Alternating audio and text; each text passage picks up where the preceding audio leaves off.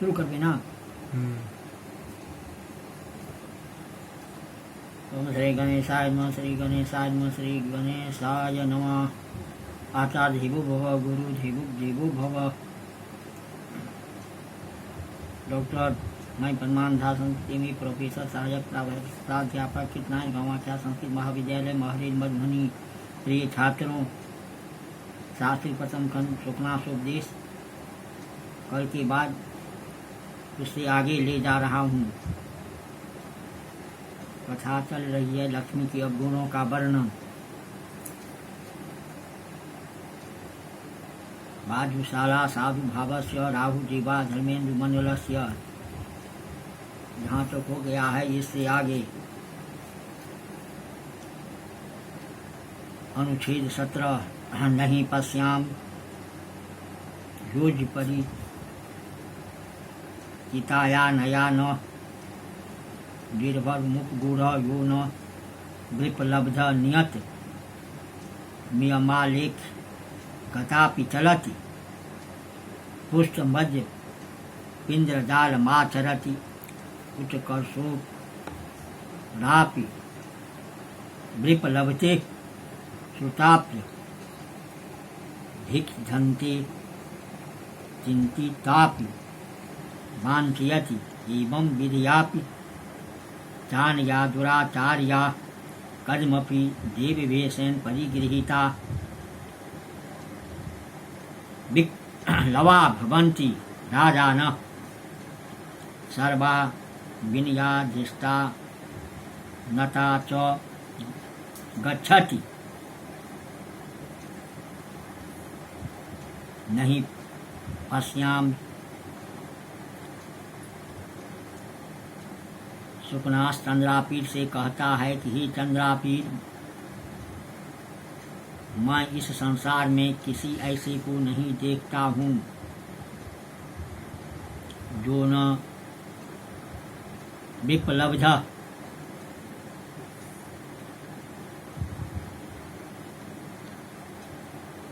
जिसको इस अपरिचिता लक्ष्मी ने पूर्ण रूप से अपनाया न हो तथा जिसको इसने धोखा न दिया हो, अर्थात जिसको यह पूर्ण रूप से स्वीकार करती है उसे धोखा अवश्य देती है। इसी से यह निश्चित रूप में बनी हुई भी जादू अथवा टोने को करती है। पत्थर आदि व फूजी गई भी यह ठगी करती है अथवा वांछना करती है। सुनी हुई भी अर्थात सशस्त्र भिमत भी कपट करती है। अच्छी प्रकार से भक्ति की प्राप्ति भी पूर्ण रूप से मनुष्यों द्वारा सोची गई भी धोखा देती है। इस प्रकार अनेक अवगुणों से पूर्ण दुराचारिणी लक्ष्मी से भाग्यवश किसी भी प्रकार से इसके वश में आए हुए राजा व्यथित अथवा बेचैनी हो जाती है। परिणाम स्वरूप वे सब प्रकार के दुराचारों के निवास स्थान अथवा पात्र बन जाते हैं। इस अनुच्छेद में लक्ष्मी के अवगुणों का वर्णन अर्थात उपदेश दिया गया है।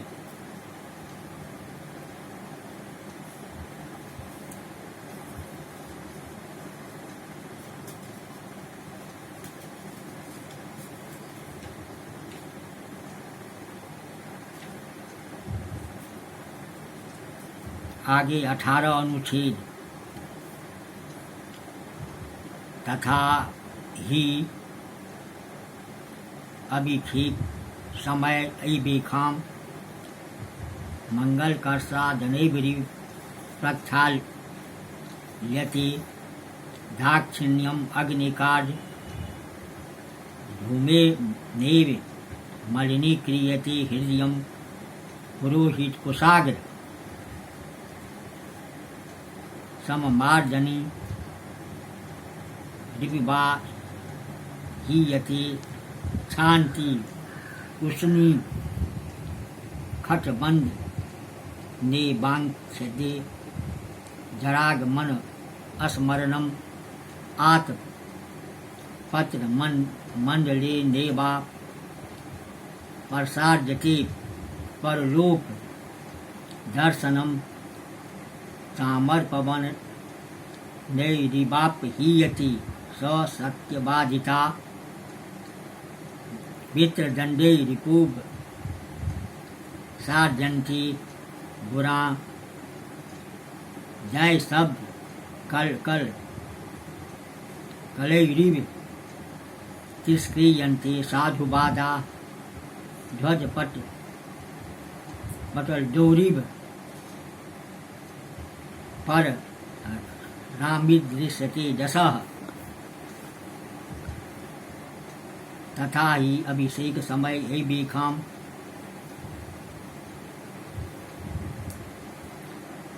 इस गद्यांश में शुकनाथ चंद्रापीड़ को उपदेश देते हुए कहता है कि राजा लोग राज्याभिषेक से पूर्व अर्जित अपने समस्त जश को राज्याभिषेक के समय में ही इस राजलक्ष्मी की कृपा से पूर्णतया विनष्ट कर देते हैं।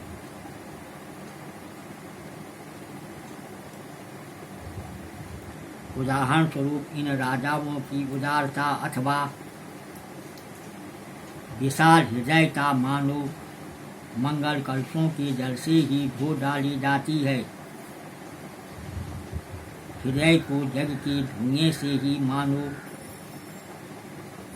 मलिन कर दिया जाता है। पुरोहित कुशाग्र पुरोहित के द्वारा ग्रहण की गई कुश नामक घास की बुहारियों से ही मानो इनकी सहनशीलता बुहार दी जाती है। इनके सिर पर पगड़ी के बंधने में मानो वृद्धावस्था के आगमन की स्मृति को नष्ट कर दिया जाता है। आतपत अर्थात छत्ते के मंडल से परलोक का दर्शन हटा दिया जाता है। चवर की हवा से मानो सत्य बोलने वाले के स्वभाव को उड़ा दिया जाता है। दया शौर्यादि गुणों को मानो बैंत से डंडों से भगा दिया जाता है। जय जय शब्द कलकल बैरी जय जय कार के कोलाहलों के मानो कोलाहलों से मानो सज्जनता के वचनों को तिरस्कृत अथवा अपमानित कर दिया जाता है और ध्वजाओं को कोमल वस्त्र से ही इनका मान जस पूछ दिया जाता है।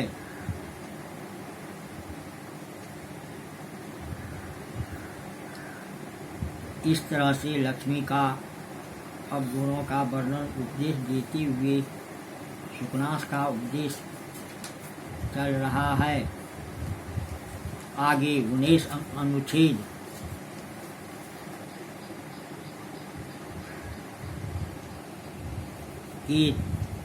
केचित् बवसा शिथिल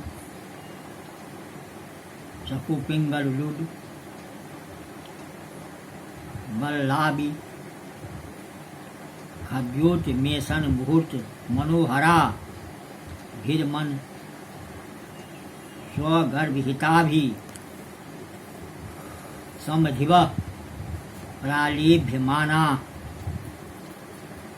धन बल लाभा बलि विस्मित जन मानो नेक का दोषो परिचितेन दृष्टाश्रजीव रागाभेसेन बध्यमाना विविध विषय ग्रास लाल से पंचभिर अनेक सहस्र संख्य दिवेंद्र यही रात माना प्रकृति चंचलतया लब्ध प्रसरणैकै नापि सहस्रलता मुपगतेन मनसा आकुल क्रियमाना विहलता मुपयान्ति।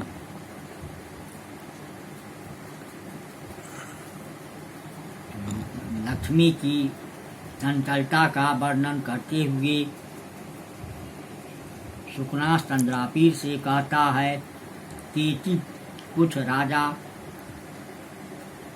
उड़ने की थकान से थके हुए पक्षियों की कंठ देश की तरह चंचला पच बीजने की क्षणिक चमक की भांति मनोहर लगने वाली संपत्तियों के लालच में आते हुए थोड़े से धन के लोभ के मंडल से घमंड से अपने जन्म की बातों को भुलाते हुए बात पी तथा कब के दोषों से दूषित रक्त की भांति काम क्रोध मद लोभादि जनित विषयानुराग के आवेश से पीड़ित होते हुए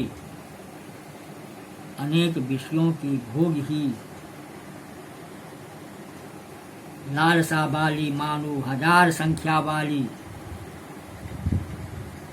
अनेक सहस्र संख्य की वीरेंद्रास्यमाना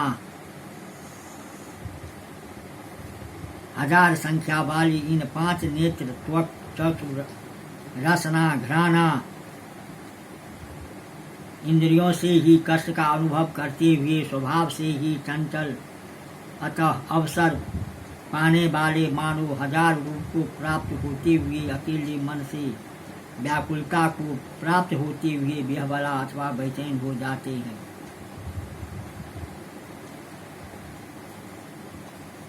इस गद्यांश में लक्ष्मी की चंचलता का वर्णन करते हुए सुकनास उपदेश देते हैं।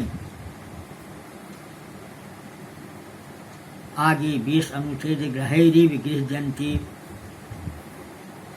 भूतैरिवाव भूयन्ति मंत्रैरिवाव वेश्यन्ति स्वत्यै हृदा वस्ताभ्यन्ति वायुनेव विजम्ब्यन्ति पिशाचैरिव ग्रस्यन्ति मदनसरे मर्हिता इव मुखभंग सहस्राभिकुर्वती धनुष्मना पंचमाना इव वित्यंतते ग्राढ़ प्रहारा हता इवाग्निं न धारयन्ति कुलीरा इव तीर्जक परिभ्रमन्ति अधर्ममग्न गतय पंक इव परेण संतयन्ति ग्रहैरिव गीर्यन्ति। इस गद्यांश में उत्प्रेक्षा अलंकार का सौंदर्य दर्शनीय है। सुकनास चंद्रापीठ से उन राजाओं के विषय में वर्णन करता है जो अपनी इंद्रियों के दास है तथा जिनका मन चंचल है। इंद्रिय तथा मन के बस में रहने वाले राजा मानो राहु कीट शनि क्रूर ग्रहों से पकड़ लिए जाते हैं। मानो देव जोनि विशेष भूत प्रेताज से तिरस्कृत किए जाते हैं। मानो मारण वंश करण तथा उच्चाटनादि मंत्रों से बस में किए जाते हैं। मानो हिंसक व्याघ्रादि से पकड़ लिए जाते हैं। मानो बात रोग से पीड़ित किए जाते हैं। पिशाचों से मानो उनका ग्रास कर लिया जाता है अर्थात पिशाचों द्वारा खाए जाते हैं। मानो कामदेव के बाणों से मर्मस्थल पर आघात सहकर 1000 प्रकार की मुख मुद्रा बनाते हैं अर्थात धन के अभिमान से मुंह बनाकर बातें करते हैं। मानो धन की गर्मी से पके अथवा झुलसे हुए अनेक प्रकार के प्रयत्न अथवा चेष्टाएं करते हैं। मानो अत्यंत तेज हजारों से घायल अपने अंगों को संभाल नहीं पाते। मानो जल में रहने वाले केकरे की भांति तेजी चाल चलते हैं। धन के मद से पूर्ण व्यक्ति कभी भी सीधा नहीं चलता। पापाचरण से नष्ट गति वाले लंगरों की तरह ही मानो ये दूसरे व्यक्ति से चलाए जाते हैं अर्थात लक्ष्मी के अभिमान से राजा भी अविवेक अविवेकी हो जाते हैं, अथवा वे दूसरों मंत्रियों से सहारा से ही चलते हैं, अथवा अपना चिंतन नहीं होता।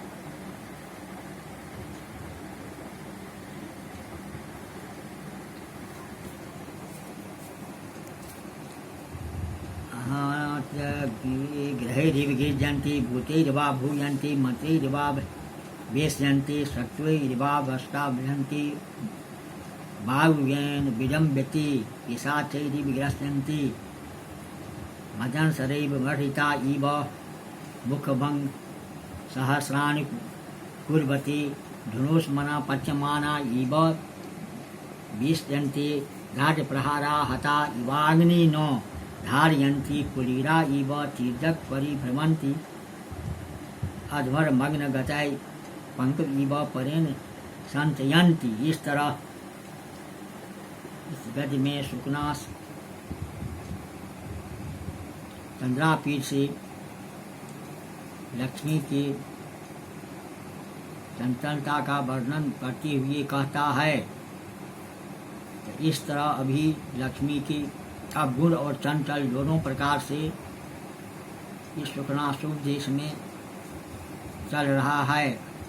आज यहीं तक 20 अनुच्छेद